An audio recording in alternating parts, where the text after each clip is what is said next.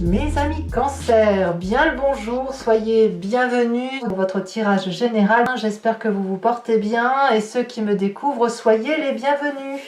Alors dans votre tirage, nous avons trois arcanes majeurs, l'ermite, la tempérance inversée, la tour inversée. On a de l'épée, du bâton, des deniers, on a un peu de coupe. Je ne sais pas trop sur vous que ça va influencer. En tout cas, vous avez cette énergie de reine d'épée. Donc, autrement dit, vous désirez ou vous entrez sur ce mois avec une personne qui tranche, qui prend des décisions particulièrement dures. La reine d'épée, elle est dure dans son comportement. Ça ne veut pas dire qu'elle est méchante. Ça veut dire qu'elle perçoit une vérité qui la transcende, parce que c'est réellement ça. Elle ne sait pas toujours pourquoi ça vient là, mais elle le ressent au plus profond d'elle-même.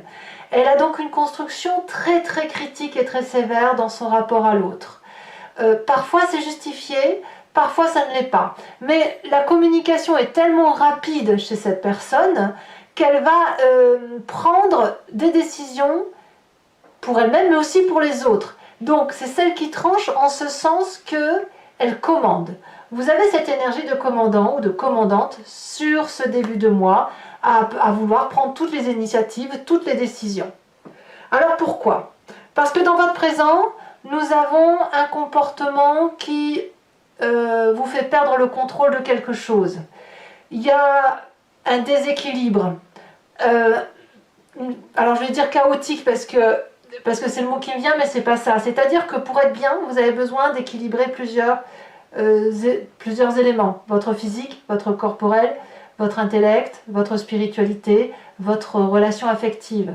Et là, il y a quelque chose qui relève de la discorde. C'est imperceptible, mais ça l'est suffisamment assez pour que ça génère dans votre intérieur l'obligation de se défendre. Et cette défense, elle apparaît comment? Par des prises de décision anticipées. Donc ça, c'est dans votre présent. Alors pourquoi ça génère quelque chose qui relève de la discorde ou d'une tension intérieure? Ça vous vient de votre environnement. L'environnement, il n'est pas si mauvais, si vous voulez. Il n'est pas si mauvais, c'est juste que positivement, on a la 9 d'épée inversée. Donc il y a une lecture. Il y a une lecture de la vie qui se fait. Il y a des responsabilités qui sont là. On prend conscience du poids de ces responsabilités. C'est pour ça que vous tranchez, c'est pour ça que vous prenez des décisions. Mais ça vous met en déséquilibre parce que dans l'environnement, ce que l'on voit, c'est que vous ne pouvez peut-être pas vous occuper facilement des personnes qui vous sont proches. Vous vous sentez alors instable, vous avez l'impression peut-être de perdre certains équilibres par rapport à vos besoins à vous, à votre stabilité de foyer, à ceux qui vous portent. Donc le fait, si vous voulez, peut-être d'avoir ce poids des responsabilités qu'on assume ou que l'on tente de nous faire assumer, c'est bien, c'est pas que vous y êtes opposé, loin de là. Par contre, si ça crée une distorsion ou par rapport à la famille, ou du moins si on vous demande de passer moins de temps à la famille, eh bien là, c'est là qu'on va avoir la faille, c'est là où vous allez avoir l'impression d'être déséquilibré dans vos besoins, et c'est ainsi que vous allez trancher et prendre des décisions. C'est par mécanique, par réflexe, par vengeance parfois, pour certains d'entre vous, mais on est vraiment dans ce côté de « je décide comment les choses doivent être faites ». Il est possible aussi que vous preniez un tel sens des responsabilités que vous preniez des postes de commandement et que vous fassiez obéir ceux qui vous entourent. C'est possible. Tout ça parce que on pourrait avoir en quelque sorte mis des arguments en défaveur de votre présence chez vous. Alors qu'est-ce qui fait que vous fonctionnez comme ça? Parce que dans votre inconscient, si vous voulez, vous avez une façon de réagir qui a pu être stimulée par le passé. Ce passé qui a pu stimuler ce comportement-là de prendre des décisions et de trancher, c'est que dans le passé, vous avez aussi laissé passer votre chance. Vous avez peut-être fait preuve parfois d'immaturité ou d'absence de jugement lorsqu'il a fallu progresser, ou voilà, vous avez peut-être été trop lent, vous avez procrastiné peut-être, vous avez laissé passer votre chance pour un poste, pour un jeu de hasard, vous avez été trop lent, voilà, il y a eu quelque chose d'inachevé, et chez vous, eh bien, il y a ce... Vous ne le faites pas exprès, mais il y a ce plaisir de procrastiner. Pourquoi? Parce que quand vous êtes au repos, dans votre fort intérieur, dans la vibration de votre corps, ça vous permet de contempler votre environnement, de récupérer, de reprendre des forces, de se régénérer comme si on est dans un sanctuaire. Donc, le fait que vous soyez dans cette aura d'autoprotection, dans ce sanctuaire qui pourrait être votre foyer d'ailleurs, eh bien pourquoi on irait se faire du mal? Pourquoi on irait courir au poste? Pourquoi on prendrait certaines décisions si effectivement on est bien là où on est? Donc si vous voulez, ce qui vous tient vous à cœur particulièrement, c'est la nécessité de maintenir cet équilibre-là familial, tel un secret, tel l'endroit où on récupère ses forces, tel un sanctuaire, comme c'est dit, en sachant toutefois que vous avez parfaitement conscience que vous avez laissé passer votre chance, mais qu'aujourd'hui, dans l'environnement favorable, vous avez la possibilité de prendre des décisions, et des décisions qui vont vous permettre d'agir objectivement et de prendre la place que vous avez envie d'avoir ou qu'il vous est demandé d'avoir. Le futur proche, très très proche, donc dans quelques jours, quelques semaines, c'est la reine de bâton. La reine de bâton, elle va nous parler d'un signe de feu féminin, Bélier, Lion, Sagittaire. C'est la personne qui est sociable, la personne qui est bien vue, la personne que l'on aime, avec qui on aime parler, qui pourrait être la confidente, c'est surtout la personne qui est généreuse.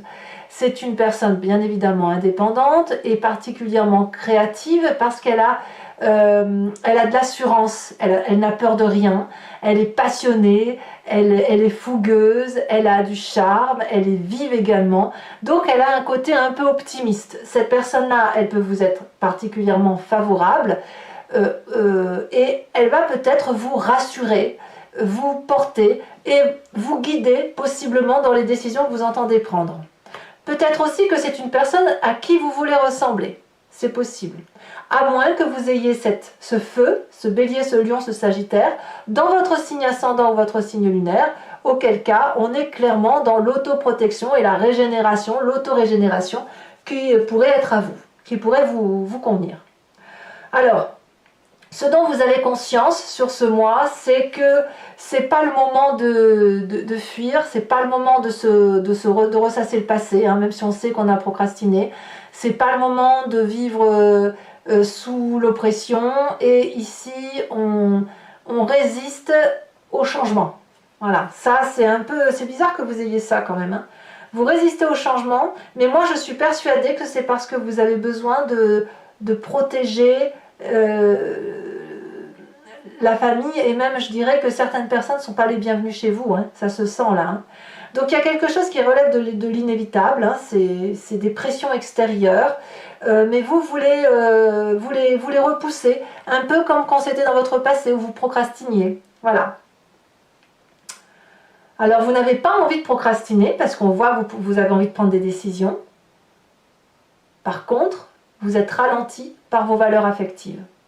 Alors, quelle est l'influence de la famille et des amis? Eh bien là, c'est la longévité, c'est le privilège, c'est l'influence, c'est aussi l'endroit où on est solidement ancré au sol, où tout nous réussit, on a tout ce qu'il faut, on s'aime, on a les enfants qui vont bien, qui sont en bonne santé, nos ancêtres le sont également, on a un travail qui nous nourrit particulièrement bien, on peut faire des projets sur l'avenir, on est complètement détendu. D'ailleurs, on est tellement détendu qu'il est possible qu'on ne voit pas l'intérêt d'aller chercher le bonheur ailleurs, d'aller chercher plus d'argent ou de prendre un poste à plus haute responsabilité. Alors, qu'est-ce qui va se passer de tout ça? Quelles vont être les conséquences de vos actions et de vos pensées sur cette fin de mois? On a la carte de l'ermite. Clairement, vous allez chercher à rentrer chez vous, à nouveau. Donc c'est au-dessus de l'autoprotection, c'est au-dessus de l'anidation. Là, c'est une réflexion sur votre comportement que vous allez avoir, parce que vous allez avoir besoin de comprendre cette mécanique, ce fonctionnement, parce que vous savez que vous devez prendre des décisions, mais vous refusez de les prendre. Ça veut dire quoi? Ça veut dire que vous allez rentrer dans votre corps, seul ou accompagné, et vous allez faire un cheminement intellectuel de solitude pour aller comprendre la mécanique de votre corps, molécule par molécule.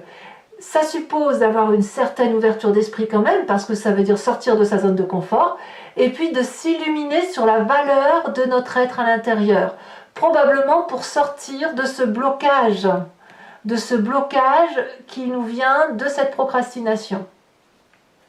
Conséquence de vos actions et de vos pensées sur l'environnement, même si vous acceptez le poids des responsabilités, eh bien il y a une acceptation de l'environnement par rapport à vos décisions et il y aura un contentement. Ça ne veut pas dire que ça va être joyeux, ça veut dire qu'il y a une peine quand même à supporter. Parce que vous preniez des décisions agréables ou désagréables hein, d'ailleurs, hein. Il y aura effectivement, attendez, je remets bien mon coussin sur ma chaise, il y a une résilience, voilà, c'est-à-dire que l'environnement pourrait non pas vous tourner le dos, mais plutôt agir par dépit en disant bon bah de toute façon c'est comme ça, il ou elle a l'intention d'aller dans cette direction-là, mais c'est bien dommage. C'est pour ça que je vous dis que c'est de la résilience vis-à-vis de l'environnement. Allez, on va maintenant compléter avec le tarot du dragon celtique. Donc ceux qui ne me connaissent pas, et puis ceux aussi qui veulent me suivre, voilà comment je procède. Je recouvre tout le jeu et je fais son interprétation sur Vimeo. Si vous voulez me suivre, il vous suffit de cliquer sur le lien qui est en description. Vous serez renvoyé sur le site en question et plus précisément sur la playlist de votre signe. Vous cliquez sur location pour avoir accès à l'approfondissement de cette vidéo qui est inférieure au prix d'un paquet de cigarettes, je tiens à le préciser. Et d'autre part, vous pouvez choisir d'accéder à toutes les vidéos de votre playlist sentimentale, générale, et auquel cas vous prenez l'abonnement. Vous pouvez prendre l'abonnement, mais vous pouvez aussi prendre les vidéos pièce par pièce, c'est vous qui le voyez. L'abonnement se renouvelle tous les mois, mais vous êtes libre à chaque instant de l'annuler, de ne rien prendre du tout, de rester que sur la location. Voilà. Sachez aussi que je rajoute des cartes très régulièrement sur Vimeo pour avoir des précisions supplémentaires. Et c'est vrai que le tirage parfois peut être légèrement modifié, légèrement réinterprété selon l'apport qui est fait par les cartes. Ou alors au moins on a des précisions.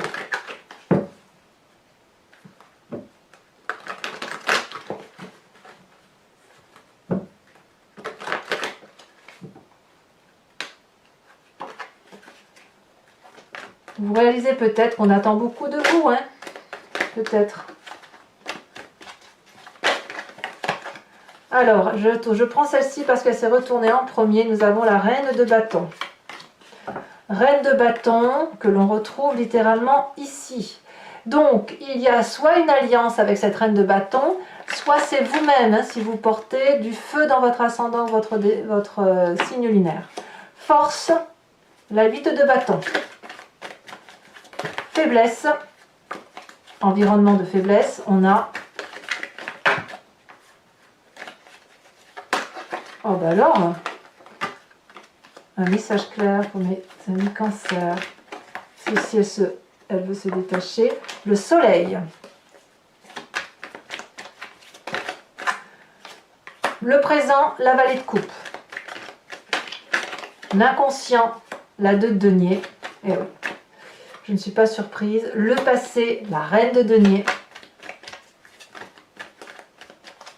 3 reines hein, quand même, c'est beau. Hein.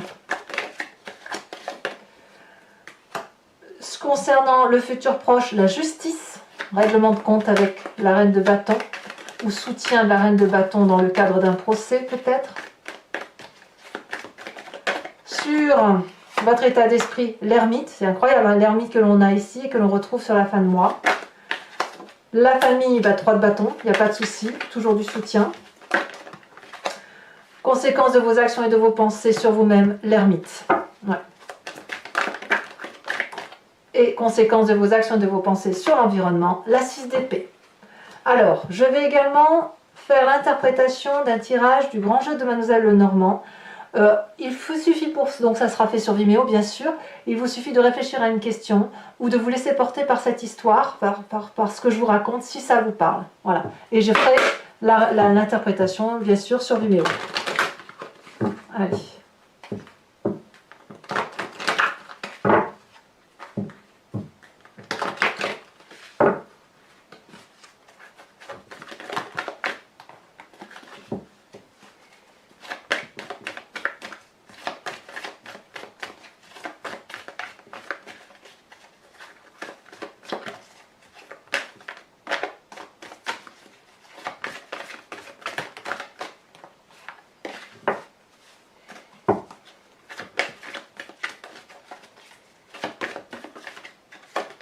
Nous avons ici la 8 de cœur.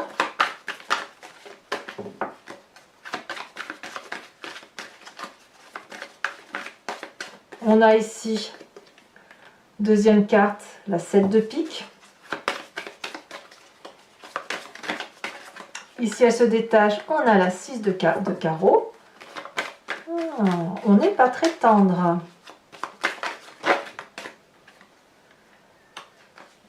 La 9 de pique. Et ensuite,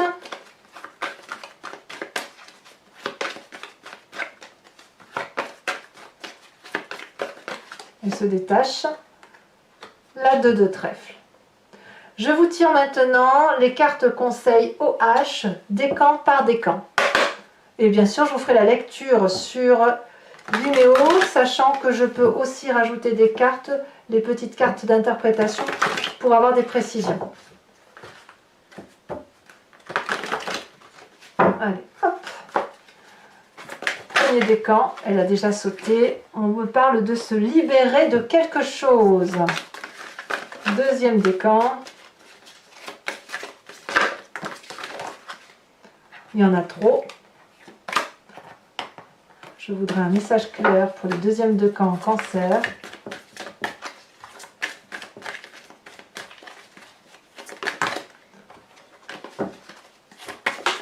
Ici, une dette. Et troisième décan.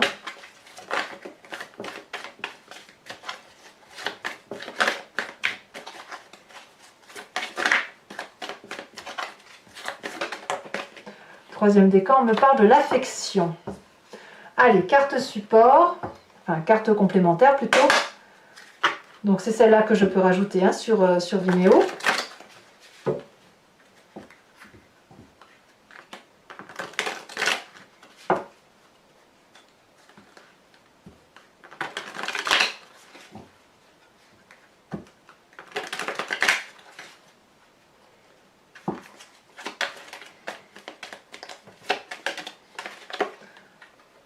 Oh. Donc ça sera pour mes premiers décans. Pour mes deuxièmes décans,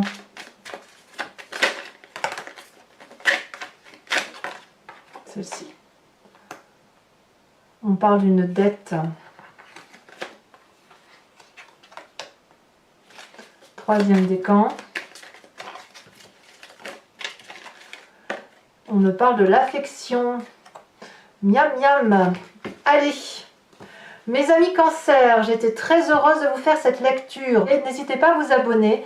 Je vous le demande, c'est important pour le soutien de ma chaîne. Enfin, sauf si vraiment vous ne m'aimez pas.